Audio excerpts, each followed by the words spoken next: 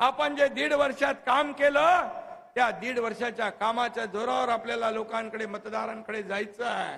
आणि झालेल्या ग्रामपंचायतीच्या निवडणुकांमध्ये तुम्ही केलेली मेहनत यामुळे महायुतीला नंबर 1 चं स्थान प्राप्त झालेलं आहे, नंबर 1 चं।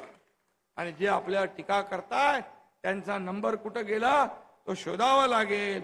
त्याचं आत्मपरीक्षण त्यांनी केलं पाहिजे, आत्मचिंतन त्यांनी केलं पाहिजे।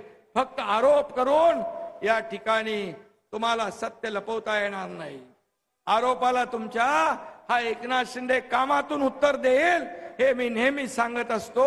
आणि लोकांना हे आरोप प्रत्यारोप शिव्याशाप आवडत नाही। त्यांना एवढंच पाहिजे, माझ्यासाठी माझ्या राज्यासाठी कोण काम करतोय, माझ्या जीवनामध्ये बदल घडवण्यासाठी कोण काम करतोय। तुम्ही तर सगळे प्रकल्प विरोधी, प्रकल्प सगळे थांबवले, सगळीकडे विकास थांबवला। मुंबईतली मेट्रो थांबवली, आरे कॉलनीचं कारशेड थांबवलं, आपला बाळासाहेब ठाकरे समृद्धी महामार्ग थांबवला, MTHLच्या कामामध्ये अडथळे आणले।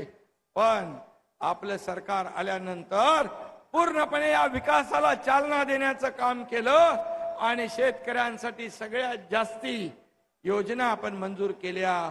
जलसिंचन योजना 35 सिंचन योजना आपण मंजूर केल्या। 10 लाख हेक्टर जमीन ओलिताखाली येणार आहे आणि तो शेतकऱ्यांना मोठा दिलासा मिळणार आहे।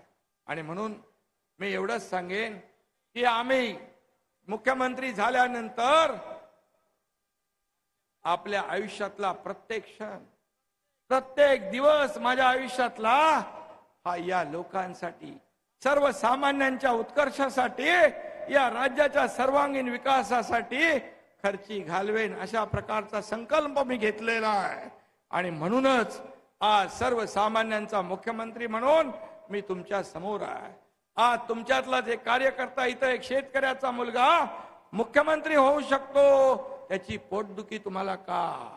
मुख्यमंत्री शेतकऱ्याच्या मुलाने होऊ नये, हेलिकॉप्टर मध्ये शेतकऱ्याच्या मुलांना फिरू नये असा कुठला कायदा आहे का? आणि म्हणून आज सर्वसामान्यांचं सरकार जे सोन्याचा चमचा घेऊन, ज्यांची पार्श्वभूमी राजकीय असेल, आमदार खासदार मंत्री त्यांनीच पद भूषवायची असा करार आहे का?